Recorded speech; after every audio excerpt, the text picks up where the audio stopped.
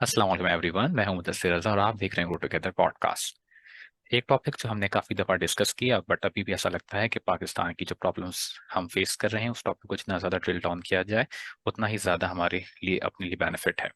इस टॉपिक को डिस्कस करने की इस दफ़ा हमने इनवाइट किया है मिस्टर कल्बी अब्बास साहब को। अस्सलाम वालेकुम सर। अस्सलाम वालेकुम मुदस्सिर, कैसे हैं आप? अल्हम्दुलिल्लाह, मैं खैरियत से ठीक ठाक। बहुत बहुत शुक्रिया सर सबसे पहले कि आपने टाइम दिया। और यहाँ भी बारिश चल रही है, वहाँ बारिश हो चुकी है। मौसम कैसा है? मौसम अच्छा है। रात को यहाँ पर बारिश हुई है बाज एरियाज में लाहौर के। और रमज़ान बड़ा अच्छा गुजरा जी हमारा। बहुत अच्छा प्लेजेंट मौसम रहा। बारिश होती थी और काफी ठंडा मौसम हो जाता था। तो अच्छा मौसम है, पिछले अच्छा। एक महीने से काफी अच्छा मौसम। इस दफ़ा अल्हम्दुलिल्लाह कराची में भी रमज़ान काफ़ी इस मामले मौसम के लिहाज से काफ़ी सुकून था कि आपको एक अच्छा वेदर मिला था यहाँ पे। आप इंग्लैंड में रहे, वहाँ पे तालीम हासिल करी, वहाँ का मौसम भी आई गेस मैंने ये सुना है कि बारिशें ऑन ऑफ होती रहती हैं। वहाँ का लर्निंग एक्सपीरियंस कैसा रहा आपका? जी बिल्कुल, मैंने आई वाज इन स्कॉटलैंड। और मेरी वहाँ पर masters, I completed my masters from there. और उधर के मौसम के बारे में ये कहा जाता है कि you actually can't predict it. तो मुझे इवन याद है कि मेरे घर से मेरा जो फ्लैट था वो अराउंड के 15 मिनट्स की वॉक पे मेरा फ्लैट था।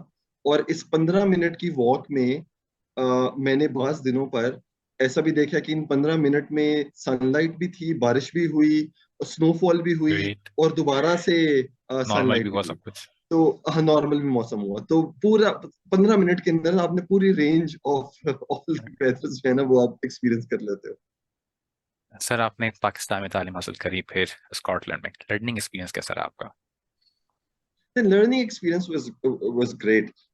पाकिस्तान के अंदर अगर मैं एकेडमिकली बात करूँ ना, तो पाकिस्तान की education is at par with all the international institutions. ऐसा नहीं है कि हम यहाँ पर जो पढ़ा रहे हैं वो कोई आउटडेटेड कोर्स मटेरियल्स है, या हमारी जो मेथोडोलॉजीज हैं समटाइम्स वो आउटडेटेड होते हैं। लेकिन यस, ये जरूर है कि पाकिस्तान के अंदर भी खासतौर पर जो स्टूडेंट्स हैं, most of the students, I am talking about like 90% of the students, because मैं भी 11 साल से पढ़ा रहा हूँ, तो I can actually make this kind of like a judgement. 90% of the students जो है ना बहुत ज्यादा पेम्पर्ड माहौल में रहते हैं। हमारा काम सिर्फ पढ़ना ही होता है। तो even at higher education level, जहाँ पर नाउ वी आर एडल्ट्स, तो we are still dependent on our parents. हम अपने जो बेसिक अखराजात हैं उसके ऊपर बहुत ज्यादा डिपेंड कर रहे होते हैं। हमारे अम्मी अबू हमें पे कर रहे होते हैं, हमारी फी पे हो रही होती है, हमारे घर के खर्चे, बिजली, ये वो पॉकेट मनी हमें पेरेंट्स से मिल रहा होता है। तो that should actually enable us to get better education and become better in studies. लेकिन इसका ना थोड़ा सा रिवर्स इफेक्ट है। ऑन दी अदर हैंड, अगर आप यूके में देखो, तो जो भी जाता है यूके में, बहुत कम हमारी कोई एलीट क्लास होगी जो कि सपोर्ट मिलती है उन्हें, या स्कॉलरशिप्स वगैरह मिल गए।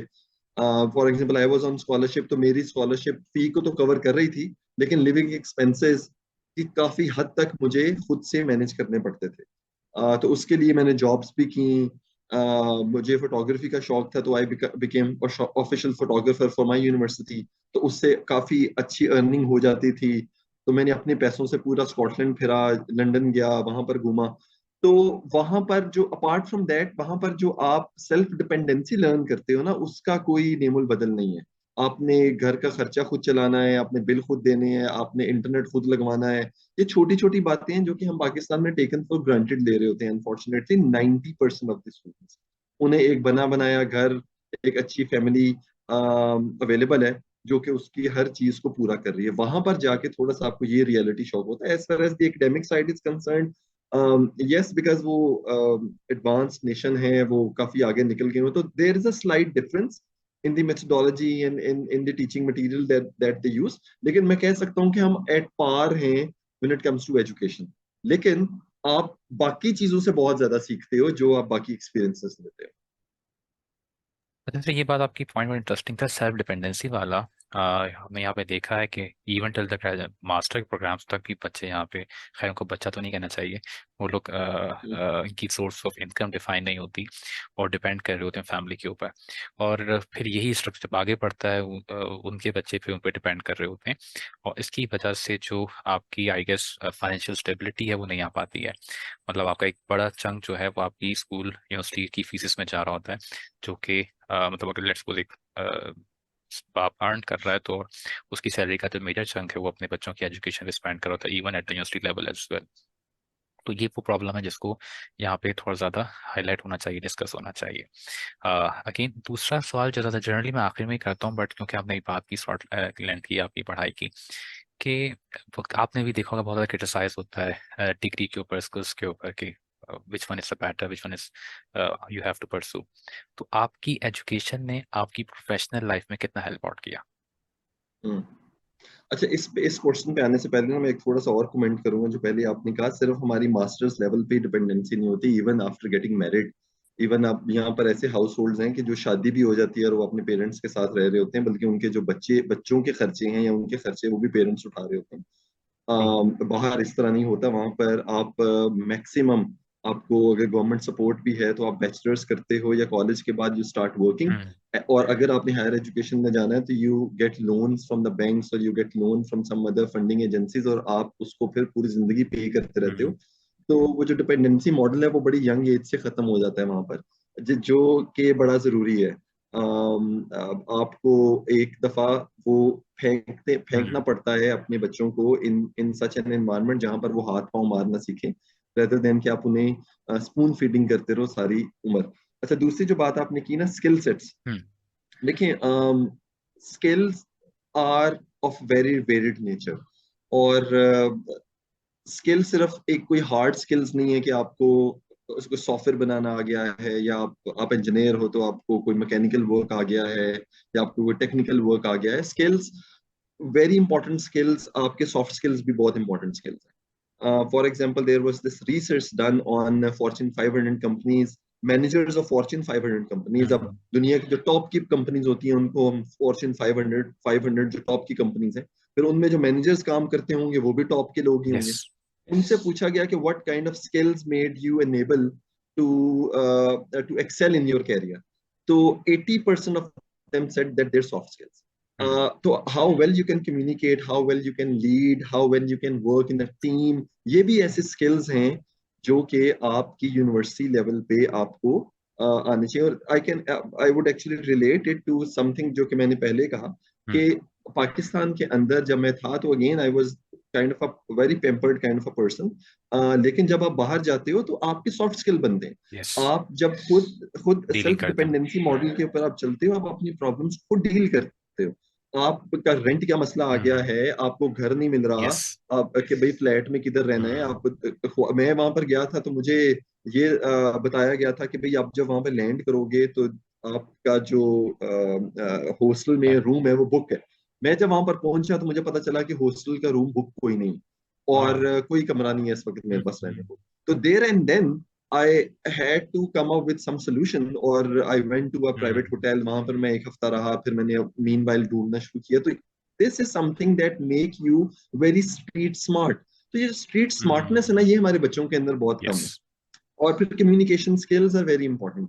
दे can not communicate properly. They आप समटाइम्स आप पूरी प्रेजेंटेशन बच्चों से सुन लेते हो, लेकिन उन्हें अपना मसला डिफाइन करना नहीं आ रहा यस। होता। उन्हें ये बताना नहीं आ रहा होता कि भाई मेरा जो बिजनेस है वो ये पर्टिकुलर प्रॉब्लम को सॉल्व रिजॉल्व करेगा। करेगा, तो that is why there is a need, that is why there is a gap in the market. तो all of these skills are also very important, and universities should be focusing on these skill sets as well. अब अगर देखो तो हमारे UET में I was I received a kind of like a visiting assignment there. I was teaching there for a couple of semesters. Udhar bhi, they were very good when it comes to their technical skill sets. लेकिन उन्हें even proper grooming नहीं है, उन्हें ये नहीं पता कि कपड़े कैसे पहनने हैं, उन्हें ये नहीं पता कि बात कैसे करनी है। तो आजकल के हम्म। ग्लोबलाइजेशन के जमाने में, where you are going to interact with the world, internet has like opened up the world for you. वहां पर if you cannot communicate in English, or you cannot communicate properly, hmm. you are not dressed up properly to attend a meeting. या This is something that is really missing. really going to uh, mess your plans. आप जितना मर्जी technically capable हो जाओ, आप Excel नहीं कर पा रहे होते, तो जब आप कन्विंस ही नहीं कर सकते सामने वाले को कि आप कन्विंस क्या नहीं कर रहे। तो जानते हो। बेसिकली मुझे मुझे मेरी एजुकेशन ने मुझे सॉफ्ट स्किल्स में बहुत ज्यादा हेल्प किया। फिर। मैंने University of South Central Punjab से आई completed my MBA, और उसके बाद I went to University of Dundee Scotland. तो one thing that was common was कि हर एक क्लास में एक छोटी सी प्रेजेंटेशन हो रही है, एक्टिविटी हो रही है, hmm. Where you have to come on stage, by force आपको ऑडियंस को फेस करना है। और उसके साथ with the passage of time, because मेरा प्रोफेशन ही टीचिंग है, तो इट वाज नॉट लाइक कि मैंने सारा कुछ यूनिवर्सिटी से ही लर्न कर लिया। तो हम्म। ग्रेजुअली आपका जो एक्सपीरियंस है और आपका जो प्रोफेशन है ना, वो भी आपको बहुत ज्यादा ग्रूम करता है। तो उसकी वजह से भी काफी ज्यादा फायदा हुआ। और soft skills are very important, this is what I true want true. To say. अच्छा, जब मैं इस प्रोग्राम की रिसर्च कर रहा था, कुछ डेटा जो मेरे सामने आया कि जो हमारी पाकिस्तान की जो पॉपुलेशन है अराउंड 226.5 मिलियन है। और जो हमारे पास इसमें से जो यूथ आती है 15 till 29 के ब्रैकेट में, वो 30% है उस रेशियो का। फिर जो हमारे पास इसमें से अनएम्प्लॉयमेंट रेट है, तकरीबन वो 5.8% बनता है, विच इज़ 3.8 मिलियन पीपल। फिर मैं इसमें इन्फ्लेशन रेट चेक कर रहा था, विच इज़ 11.1%। ये डेटा फरवरी 2023 का है। फिर HSC में जो हमारे पास यूनिवर्सिटीज रजिस्टर्ड हैं, विच इज़ अराउंड 206, जिसमें से जो 23 यूनिवर्सिटीज़ हैं जो प्योरली बिजनेस पढ़ा रही हैं या बिजनेस यूनिवर्सिटीज़ हमारे पास पाकिस्तान में, उसमें से 16.5% जो लोग हैं हमारे पास, वो खुद सेल्फ एम्प्लॉयड हैं या अपना बिजनेस कर रहे हैं। और ये खबर भी शायद आपने देखी होगी, लास्ट टाइम बड़ी फेमस थी कि कितने लोग पाकिस्तान से बाहर चले गए और हर साल जा रहे हैं। तो उसका मैं देखा कि अराउंड 1.5% जो पॉपुलेशन है पाकिस्तान की, वो अब्रॉड में रह रही है। और दूसरी चीज़ जो इंटरेस्टिंग लगी सबसे लास्ट में मुझे, कि 0.9 मिलियन जॉब्स आपको हर साल पैदा करनी है, क्रिएट करनी है। बिल्कुल इसके अंदर बिल्कुल। आप यूनिवर्सिटी के रोल को कैसे देखते हैं, कि जहाँ पे हम बात कर रहे हैं एंटरप्रेन्योरशिप की, स्टार्टअप्स की, तो वो इस चीज़ को कैसे सपोर्ट कर सकती हैं? अच्छा, मैं आपको ओवरऑल बताऊं, पाकिस्तान के अंदर अगर मैं बात करूं ना एंटरप्रेन्योरशिप इकोसिस्टम का, तो hmm. It has immensely improve. और उसमें वी हैव बहुत ज्यादा हमारे पास अब इंक्यूबेशन सेंटर्स हैं जो कि बच्चों हम्म। को गाइड भी करते हैं, ट्रेन भी करते हैं। आज से 5 साल पहले कुछ भी नहीं थे, और आज कम से कम 25 से 30 इंक्यूबेशन सेंटर्स यस। काम कर रहे हैं across across region. Pakistan. Lahore में भी बहुत हैं, और उसमें यूनिवर्सिटीज का काफी कंट्रीब्यूशन है। लेकिन अगर आप, और हमारी ऑर्गेनाइज हमारी जो स्टार्टअप्स ने अच्छा खासा सीड फंड भी जनरेट किया। अक्यूमुलेट किया है ओवर ओवर पास्ट 2-3 इयर्स। लेकिन अगर आप टॉप के, मैं कहूँ कि अगर 4 to 5 वेंचर्स देखो ना, जिन्होंने जिन्होंने सीड फंड एक्वायर किया, फॉर एग्जांपल अगर मैं बात करूँ ट्रकिटिन का, तो हम्म। सरमद फारूक साहब उसको फाउंडिंग मेंबर हैं और उसको वो हेड करते हैं। अच्छा, उन्होंने, उनकी एजुकेशन थी जीकी से 2015 में, गुलाम मुस्तफा खान इंस्टीट्यूट इंस्टीट्यूट। 2015 में उन्होंने कंप्लीट किया। फिर अगर आप देखो नया पे, तो दानिश हम्म। लखानी उसको हेड कर रहे हैं, लखानी ग्रुप ऑलरेडी एक एस्टेब्लिश्ड ग्रुप है। यप। अगर आप माई टीएम देखो, जो कि अभी अगेन उसने 2022 में सीड फंड जो है वो सिक्योर किया, तो उसको हेड कर रहे हैं जैन फारूक साहब। उन्होंने जीसी यूनिवर्सिटी से 2005 में डिग्री कंप्लीट की। आप को लैब्स जो कि अच्छा चल रहा है और बड़ी जबरदस्त फैसिलिटीज एंटरप्रेन्योर्स को दे रहा है, उनके दो भाई हैं, एक का नाम उमर शाह है, दूसरा आई बिलीव उस्मान है या अली है, मुझे नाम एग्जैक्टली याद नहीं है। लेकिन उमर शाह को अगर आप देखें, तो उन्होंने भी अपनी जो एजुकेशन है वो यूनिवर्सिटी ऑफ लंदन से कंप्लीट की 2010 में। तो दो के we have improved in entrepreneurship and ecosystem and universities have contributed a lot. लेकिन अगर आप एस्टेब्लिश एंटरप्रेन्योर्स को देखें ना, तो वो हमारे करंट ग्रेजुएट्स नहीं है। वो कोई यस। ऐसे लोग नहीं है जिन्होंने पिछले 2-3-4-5 सालों के अंदर यूनिवर्सिटी से पढ़कर कुछ एक एंटरप्रेन्योरशिप स्टार्टअप स्टार्ट किया हो, फंड्स उन्होंने अरेंज किए हों और वो आगे चले हों। लेकिन अच्छी बात यह है कि every university now has a course of entrepreneurship. और एंटरप्रेन्योरशिप का कोर्स अब डिफरेंट डिफरेंट प्रोग्राम्स में भी इनकॉर्पोरेट हो रहा है, apart from just business studies. जिस तरह मेरी यूनिवर्सिटी के अंदर हम एंटरप्रेन्योरशिप का कोर्स सिर्फ बिजनेस में नहीं पढ़ाते, हम उनको उसको ग्रेट। कंप्यूटर साइंसेज में भी पढ़ाते हैं, हम उसको फैशन में भी पढ़ाते हैं, just to give them a flavour of starting their own business startup. Funds कैसे अरेंज करना है, नेटवर्किंग कैसे करनी है, ऑर्गेनाइजेशन स्ट्रक्चर किस में डेवलप करना है। तो द पॉइंट इज दैट कि हमारी एजुकेशन एक तरफ तो अच्छी बात है कि चल गई, कि we have started giving our young graduates this particular notion कि entrepreneurship is also a career option that they can choose. अभी ऑन द अदर हैंड, अगर आप फंडिंग ऑप्शंस देखें या आप एक्सपीरियंस देखें, तो वो लोगों के पास नहीं है। तो दैट इज हम्म। वाई हमारी जो फंडिंग एजेंसीज भी हैं वो ऐसी ऑर्गेनाइजेशंस को ज्यादा प्रेफर करती हैं in order to give funds जिसके पीछे ऐसा नाम है जो कि एस्टेब्लिश्ड है, यस। जिसके पीछे ऐसा नाम है जिसका ऑलरेडी कॉर्पोरेट का एक्सपीरियंस है अपनी हम्म। अपनी फील्ड को लेकर। किसी ने करीम में 5 साल हेड किया हुआ है, तो किसी ने उबर में 5 साल हेड किया हुआ है, तो किसी ने और एस्टेब्लिश्ड ग्रुप है। तो आहिस्ता with the passage of time slowly you would सी के फर्क तो पड़ेगा। अभी रफली अराउंड अगर आप देखो ना तो तकरीबन कुछ 3.5 लाख ग्रेजुएट्स यूनिवर्सिटीज प्रोड्यूस कर रही हैं हम्म। 1 साल के अंदर। और इसके अंदर आप ना वोकेशनल जो हमारे Right. इंस्टीट्यूट्स हैं उनके ग्रेजुएट्स पे डाल लो ना, तो वो भी तकरीबन को 3-3.5 लाख बनते हैं। तो 7 लाख ग्रेजुएट्स जब मार्केट में आएंगे तो definitely we have to create jobs for them. Hmm. और बहुत ही अच्छा हो कि ये 7 लाख में से कोई लाख तो अपनी जॉब खुद क्रिएट यस। करें और दूसरे लोगों के लिए भी जॉब्स क्रिएट करें। उसके लिए बहुत ज्यादा रेडिकल स्टेप्स लेने की जरूरत है। हम चल ठीक पड़े हैं, हमारी हम्म। डायरेक्शन ठीक है, लेकिन it would take time. With the passage of time you would see. अब अभी गवर्नमेंट की सपोर्ट भी नहीं है, तो यस। हमारे जितने इंक्यूबेशन सेंटर्स हैं बहुत कम हैं जो कि गवर्नमेंट की सपोर्ट से चलते हैं। जो जरूरी है ना वो दैट इज के आप हमारे मेजोरिटी बच्चे पढ़ रहे हैं हमारे गवर्नमेंट के इदारों में। तो गवर्नमेंट के इदारे कितने वेल निट हैं with our hmm. Incubation centres, ये हमें डेवलप करने की जरूरत है। फिर अगर मैं आपको एग्जांपल दूं ना यूनिवर्सिटी ऑफ कैलिफोर्निया की, जो जिनको हम बेंचमार्क हम्म। कर सकते हैं या जिनसे हम सीख सकते हैं। अच्छा, यूनिवर्सिटी ऑफ कैलिफोर्निया में अगर आप बिजनेस आइडिया प्रेजेंट करते हो, प्रोग्राम में जाते हो, तो वो आपको $100,000 तक इन्वेस्ट करते हैं विद 5% ऑफ योर इक्विटी के अगेंस्ट। इसी तरह ऑक्सफोर्ड में डिफरेंट अफ्रीकन यूनिवर्सिटीज हैं, यूके की यूनिवर्सिटीज हैं जो कि आपके बिजनेस में इन्वेस्ट करती हैं। तो अभी तो हम उस वहां तक अनफॉर्चुनेटली नहीं पहुंचे, पहुंच जाएंगे। We are on the right track, थोड़ा सा स्पीड अप करने की जरूरत है। वो आपको पता है अनफॉर्चुनेटली हमारी गवर्नमेंटल पॉलिसीज ऐसी हैं जो कि वो किसी और ही डायरेक्शन में वो चल रही होती हैं और समझ नहीं आ रही होती कि पॉलिसी कहाँ पर जाएगी। लेकिन overall we are going in the right direction, specially जो आपने slow incubation as centres well. की बात की, कि जो हमने देखा नेशनल कमीशन सेंटर्स पूरे पाकिस्तान में बनाए गए, मेजर सिटीज़ में उनका बड़ा इंपॉर्टेंट रोल रहा। फिर उसके बाद यूनिवर्सिटीज़ ने भी अपने इंक्यूबेशन सेंटर्स बनाए। और रिसेंटली बेकन हाउस ने अपना स्पार्क टैंक का एक प्रोजेक्ट स्टार्ट किया जिसमें वो 11 से 19 एज ग्रुप के लोगों को, बच्चों को सपोर्ट कर रहे हैं, क्योंकि बिजनेस आइडियाज हैं उनको इंक्यूबेट करेंगे।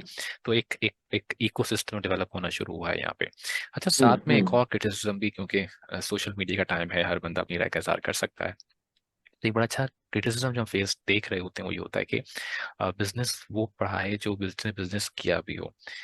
तो अब हम्म अगेन, तो इसमें आप रोल ऑफ फैकल्टी या मेंटोरशिप, इसका रोल कैसे देखते हैं? जो हमारी फैकल्टी है उसको अगेन, आप इस पूरे इस आर्ग्यूमेंट को कैसे देख रहे हैं? नहीं, आई टोटली, ये ऐसा आर्गुमेंट जो कि ये ऐसी डिस्कशन है जो करने का मुझे बड़ा मजा आता है। बिकॉज आप कहते हो ना कि देखो अगर आप दूर बैठ के बात कर रहे हो ना हम्म। तो समझ आती है, लेकिन जब आप ऑन द ग्राउंड हो ना, तो I hmm. Am someone who is on the ground. तो जी। अगर मैं ऑन द ग्राउंड रियलिटीज की आपसे बात करूँ ना, तो I totally agree with you कि ऐसे लोग पढ़ाएं जिन्होंने बिजनेस बिजनेस ऐसे लोग पढ़ाएं जिन्होंने बिजनेस खुद भी किया हुआ है। इस आर्गुमेंट को मैं टोटली मानता हूँ। लेकिन मुझे अब ये बताएं कि क्या पढ़ाना एक स्किल नहीं है? Yes, it is. मतलब सर, पढ़ाना एक स्किल है। Some time it happens. अच्छा, मेरा because I am heading a department at University of South Asia, मेरे नीचे फैकल्टी काम कर रही है, और उसके साथ I also have some visiting people, visiting faculty members coming hmm. From the industry and teaching courses. मैं आपको मजे की बात बताऊं, जितने लोग इंडस्ट्री से आते हैं ना, उनसे ज्यादा नॉन सीरियस टीचर मैंने नहीं देखा। True, true. ये मैं आपको अपना पर्सनल एक्सपीरियंस बता रहा हूँ। हो सकता है कि बात लोगों के एक्सपीरियंस में से या डिफरेंट हो, एग्जैक्टली हो सकता है। लेकिन चलिए मैंने जनरल थोड़ी सी स्टेटमेंट दे दी।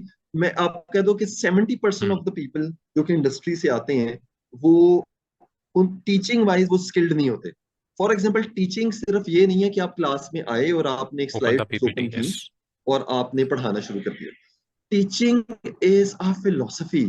टीचिंग में you need to identify the gaps, yeah. Then you need to identify कि यार जो मैं पढ़ाने जा रहा हूँ उसको मैंने असेस कैसे करना है। आपका एक आउटकम है, आपने उसकी असेसमेंट करनी है, आपने फिर ये डिफाइन करना है कि आपने ये पढ़ाना कैसे, राइट। तो आपका आउटकम आपने कैसे पढ़ाना है, और फिर आपने जो पढ़ाया उसको आपने असेस कैसे करना है।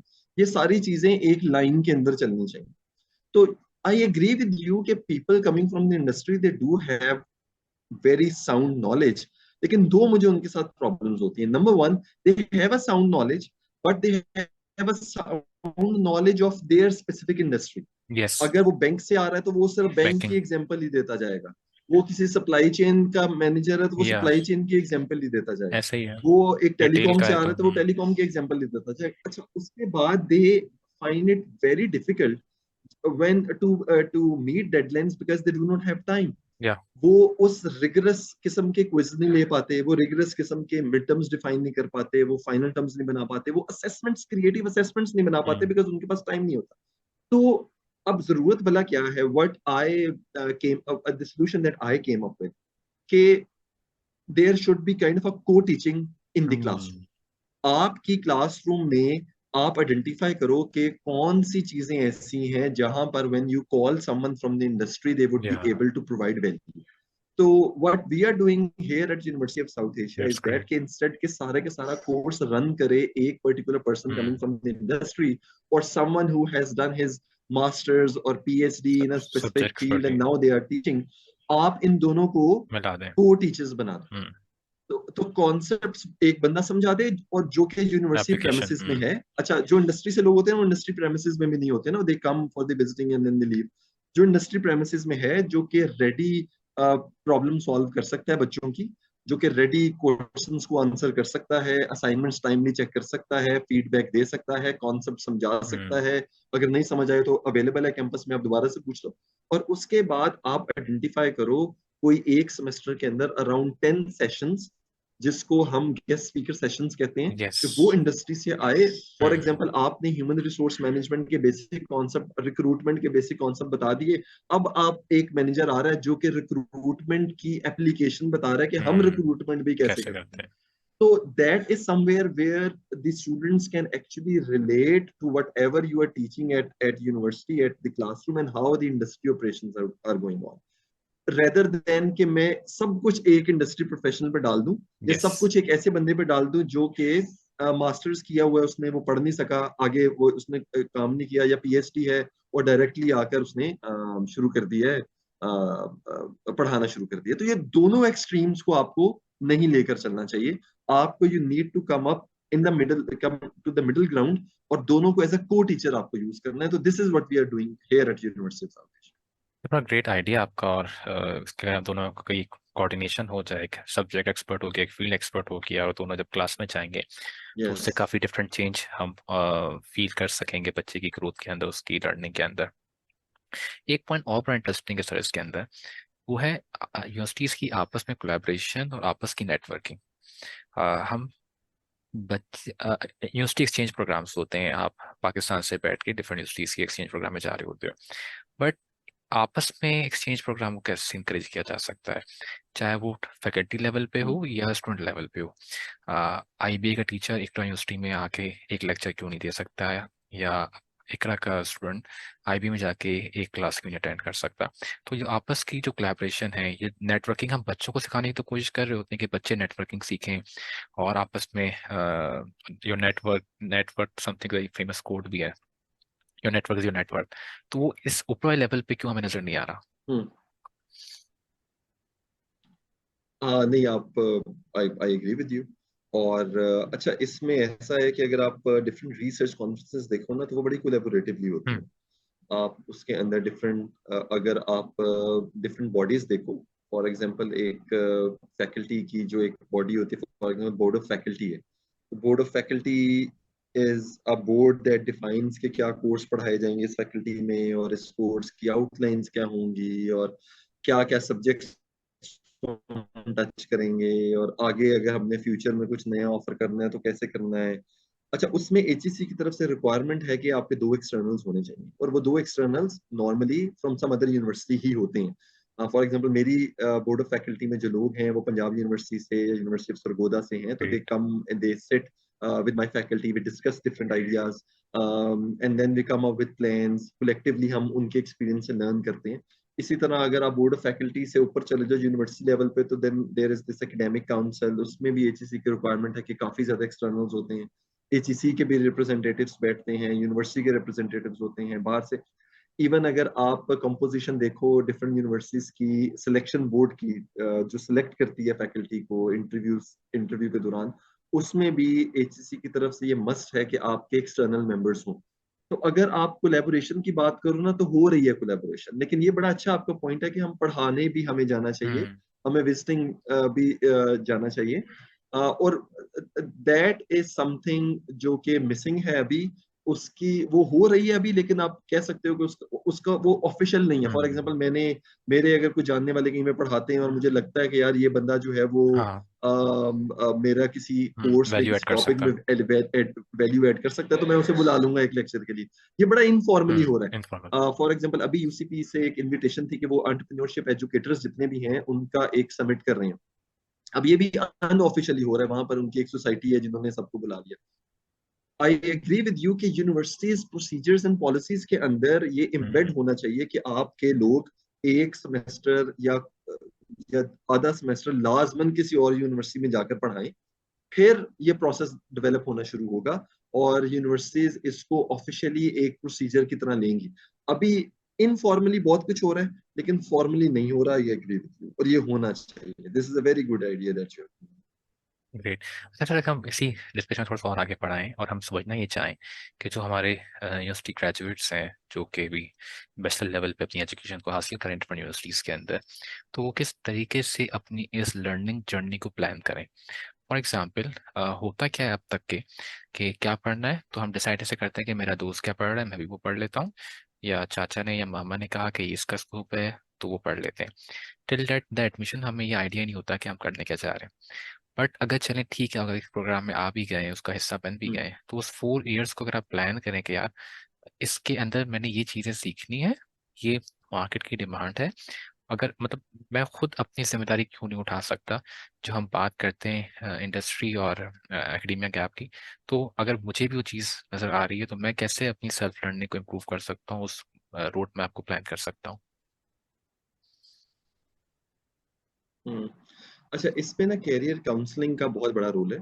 और in order to facilitate career counselling, अच्छा स्टूडेंट आता है ना पहले, आपका इंटरमीडिएट किया है उसने, फिर वो आपके इंजीनियरिंग में या बिजनेस स्टडीज में या इकोनॉमिक्स में या फैशन में वो आ गया, तो सम टाइम इट हैपेंस के वो पीयर प्रेशर में या पेरेंट्स के कहने पर वो आ जाता है, और उसे आकर वहां पर बिल्कुल भी कोई इंटरेस्ट नहीं होता, लेकिन बस वो एक चल जाता है एक पटरी में, तो फिर वो चलता रहता है, और फिर 4 साल की एजुकेशन के बाद वो इतनी ज्यादा वैल्यू ऐड नहीं कर पा रहा होता इसका।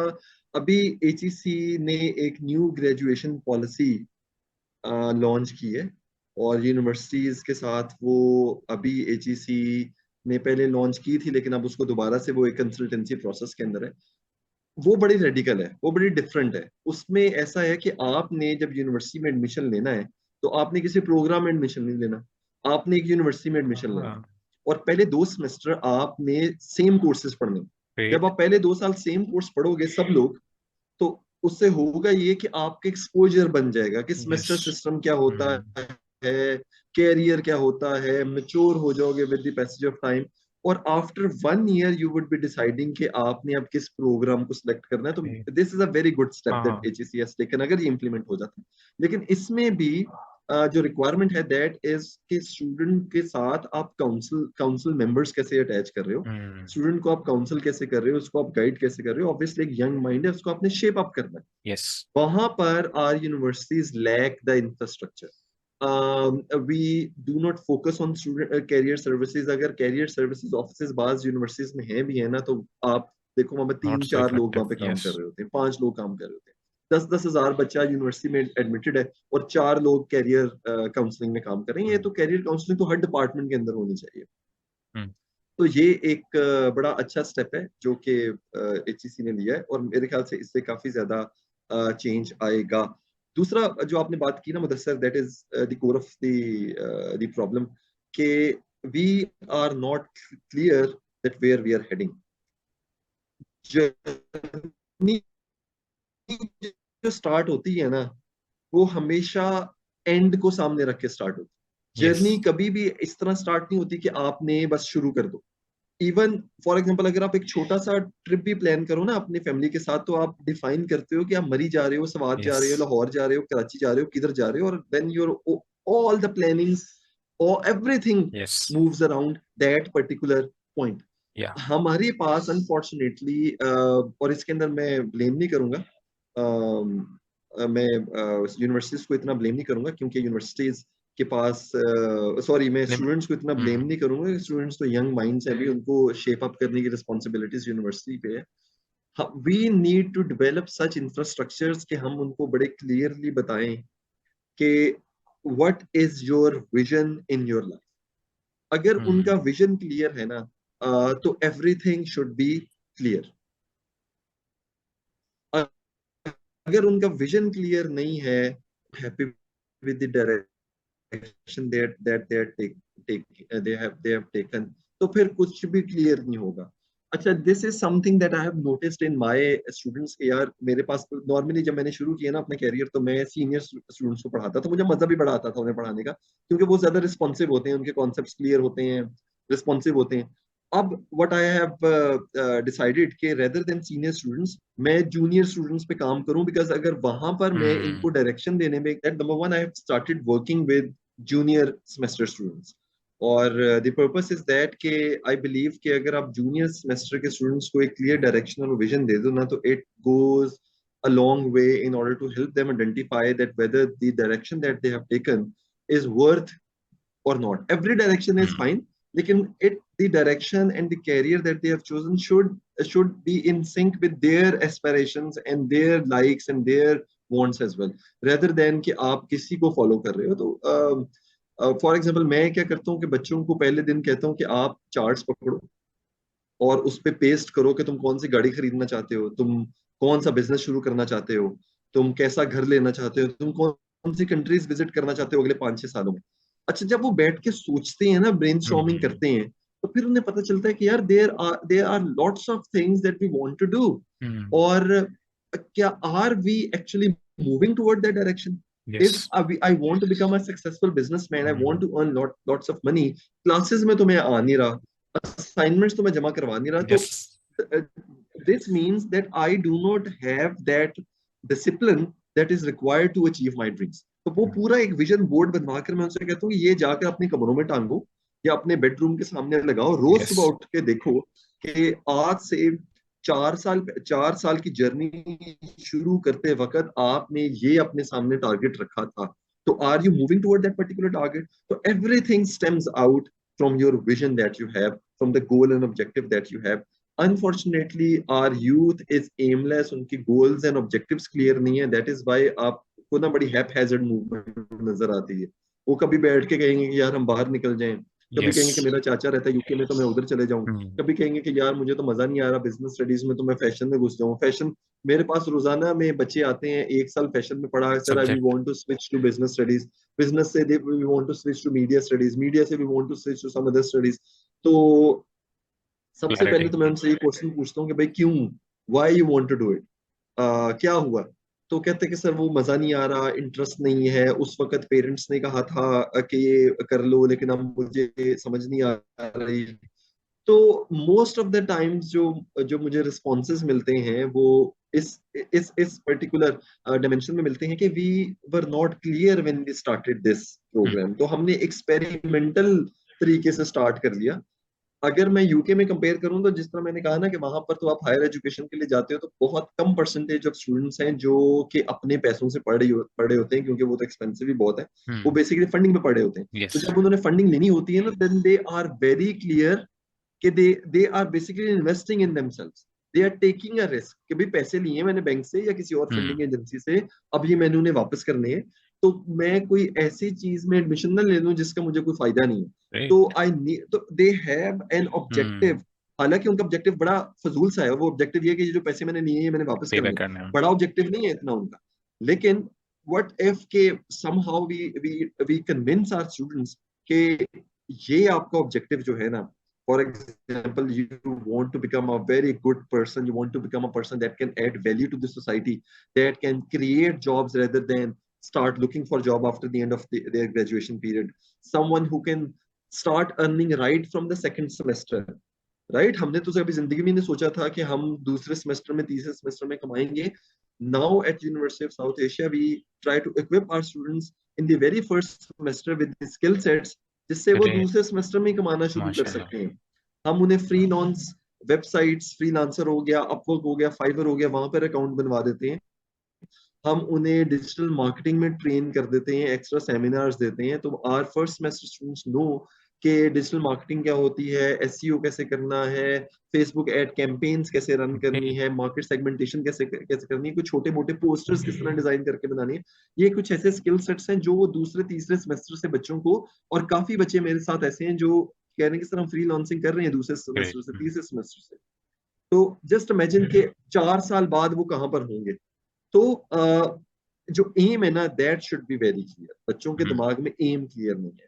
बच्चों के दिमाग में मींस टू एम क्लियर होता है कि मैं यूनिवर्सिटी में एडमिशन ले लूं, लेकिन क्यों लूं ये हम्म। क्लियर नहीं होता। तो everybody should be talking on why rather than कि what they are doing, they should be talking on why they are doing it। तो अगर why उनका क्लियर हो जाएगा ना, तो फिर बाकी चीजें भी आहिस्ता आहिस्ता क्लियर हो अच्छा सिमरा, एक इंटरेस्टिंग बड़ी मजाया सी भी चीज़ है जो आपने भी देखी होगी शायद, कि इवन आफ्टर द ग्रेजुएशन जब अप्लाई कर होते हैं डिफरेंट ऑर्गेनाइजेशंस में जॉब्स के लिए, और वहाँ एक अक्सर बड़ा सवाल पूछा जाता है कि आप अपने आप को 5 साल बाद कहाँ देखते हैं।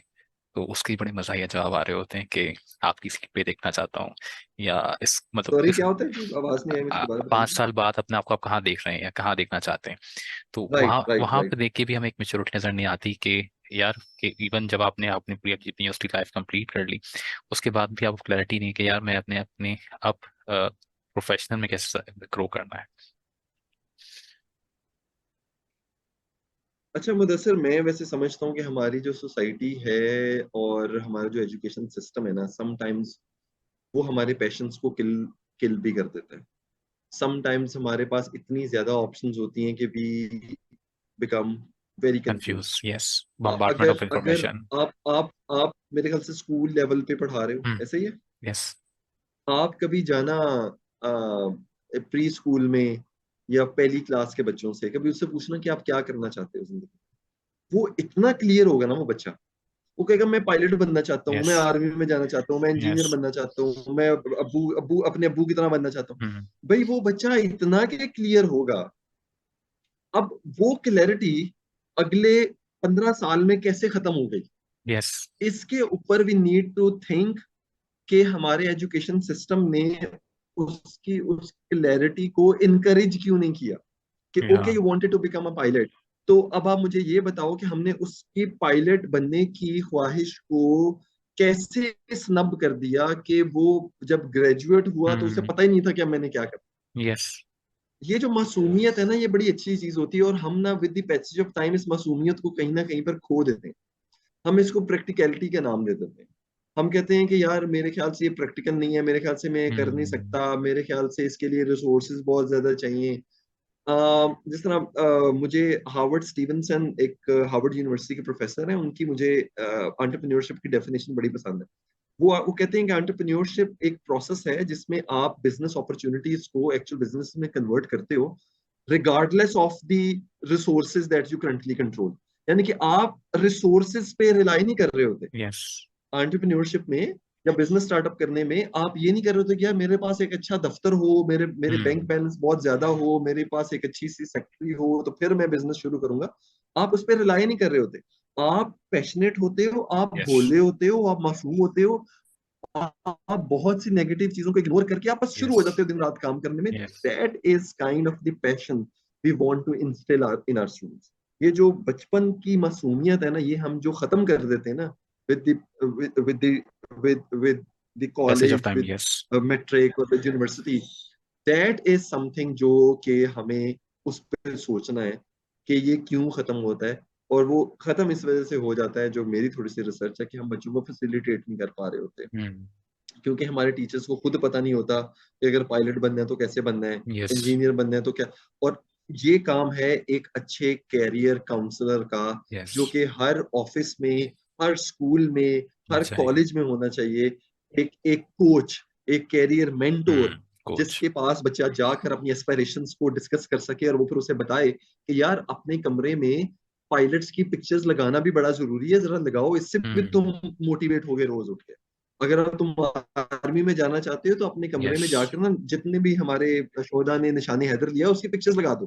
टैंक्स की पिक्चर लगा दो, एरोप्लेन्स की पिक्चर लगाओ। ये भी, इसका भी बड़ा फायदा। छोटी छोटी बातें हैं जो हमने करनी है, छोटी छोटी या मॉडिफिकेशंस हैं जो हमने करनी है। बेसिकली हमने बच्चे का पैशन लूज नहीं होने देना हम्म अगले पूरे 15 साल। देन यू वुड सी कि वो जब बहुत क्लियर था शुरू में, वो फिर एंड हम्म तक भी क्लियर रहेगा। रहना तो चाहिए। जो हमारे अगर 100 बच्चे निकले हैं उसमें से 20 भी क्लियर रहेंगे ना, तो बात बन जाएगी। Again thank you so much sir, बहुत मज़ा आपसे बात करके। और ये एक ऐसा सवाल था कि जो कि बहुत से जहनों में उठता है, और हम अब भी कभी आपने सही कहा, स्कूल में जाएं, बच्चों से बात करें क्या बनना चाहती हो, तो बड़े आपको ऐसे ही यहाँ जवाब मिल रहे होते हैं, pilot, engineer, doctor, army, police, और या लाइक एज उनके फादर की तरह बनना चाह रहे होते हैं। बट वो क्लैरिटी आहिस्ता आहिस्ता आहिस्ता आगे ख़त्म हो जाती है। और उसके अंदर टीचर्स का भी बड़ा इंपॉर्टेंट रोल है, जो आपने हाईलाइट किया कि अगर टीचर्स ही उस हवाले से अनअवेयर होंगे तो क्या ये आगे की जनरेशन को प्रोवाइड करेंगे। तो role of teachers are very important. और फिर जो कोचेस और मेंटोर का शिप का रोल है कि वो वहाँ पे इंकलकेट किया जाए, उनको प्रोवाइड किया जाए।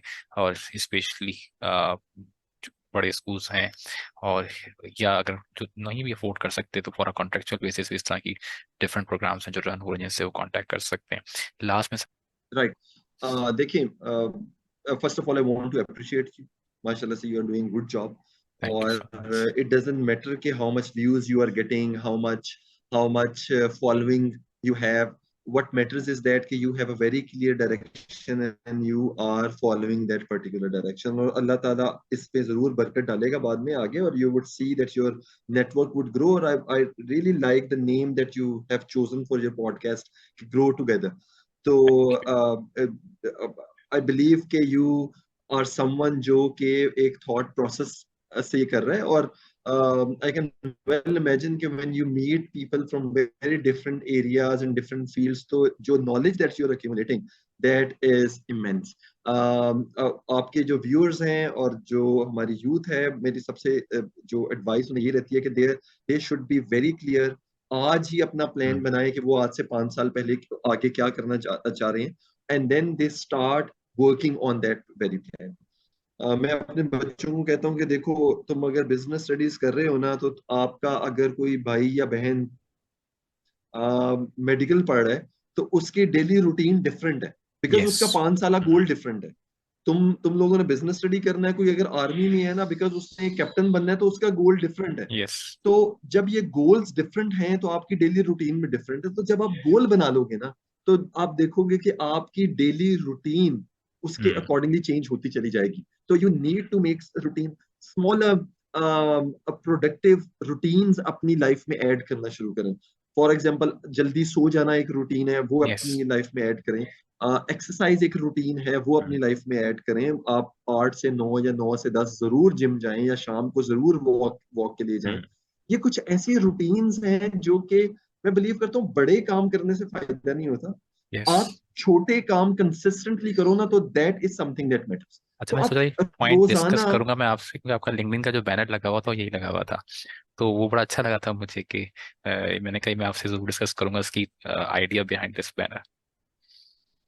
राइट।